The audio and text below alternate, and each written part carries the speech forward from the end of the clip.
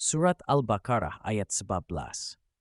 مثلهم كمثل الذي استوقد نارا فلما أضاءت ما حوله ذهب الله بنورهم وتركهم في ظلمات لا يبصرون. Artinya, perumpamaan mereka seperti orang yang menyalakan api, maka ketika api itu menerangi sekelilingnya, Allah hilangkan cahaya yang menyinari mereka dan membiarkan mereka dalam kegelapan, tidak dapat melihat.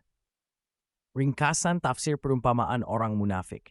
Mereka seperti orang yang menyalakan api di tengah kegelapan, yaitu mereka mendekat kepada Islam dan melihat kebenaran sejenak. Karena mereka menolak untuk benar-benar mengikuti kebenaran, Allah cabut cahaya hidayah dari hati mereka.